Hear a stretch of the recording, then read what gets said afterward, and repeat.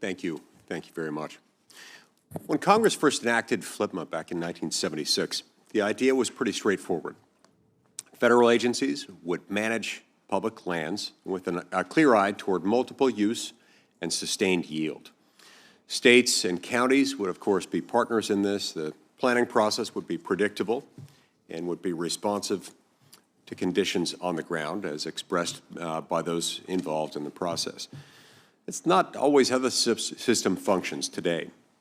Congress intended the resource management plan to be flexible and these processes to involve flexible instruments that could adapt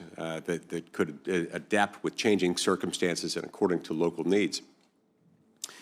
But instead, they've often become these very large, in fact, enormous static documents that take many, many years to write and even longer to revise. By the time an RMP is finalized, local conditions have often shifted. New technology may have emerged and project needs may have changed substantially. The rigidity that we see in this process can end up affecting everything from energy development to grazing renewals to recreational access. A project can satisfy federal law and environmental requirements, but if the plan that governs the landscape is outdated, the project may be stalled anyway. In which case, applicants are left waiting for permits that should be routine. Project proponents face uncertainty. Counties are forced to operate under assumptions that no longer match reality. The expanded use of restrictive designations, like areas of critical environmental concern and wilderness study areas, demonstrates how far the process has deviated. Congress intended these tools to protect specific resources. Over time, however, BLM has applied these concepts to enormous tracts of land, often layered with other restrictions, and these things are rarely reviewed.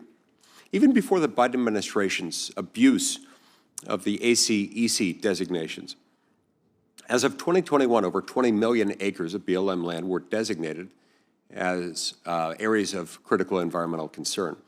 This designation limits active management and access for uses that Congress specifically drafted FLPMA to support. The Rock Springs RMP in Wyoming provides a pretty clear case study of this phenomenon. The Biden administration tagged more than 1 million acres with restrictive designations, which had sweeping implications for communities that rely on public land. Wyoming counties raised concerns. The state raised concerns. The proposed plan moved forward anyway. Now, thankfully, in response to public outcry from local officials, the Trump administration reopened the plan. But that sequence of events reveals a process in which coordination with state and local governments is a courtesy, not an obligation. FLPMA requires the Secretary to coordinate with state and local governments, yet the statute gives that requirement no legal teeth.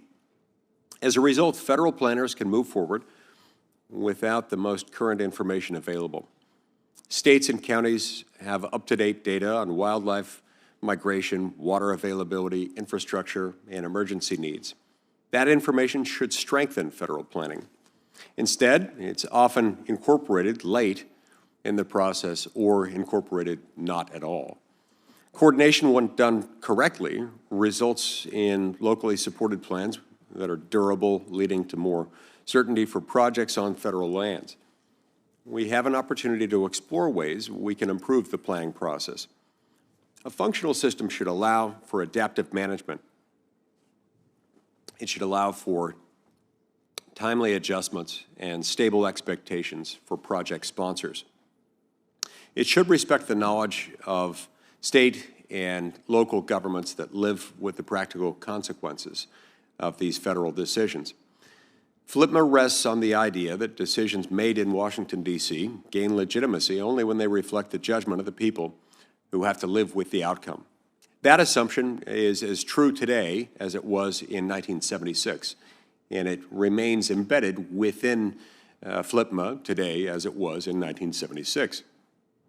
The question before us is whether the federal government is meeting that obligation. If what we want is a planning process worthy of the land that the process governs, accountability cannot be merely symbolic. It must be real, it must be early, and it must include the states and local governments that know these landscapes the very best. With that, we'll turn the time over to our ranking member on the committee, Senator Heinrich.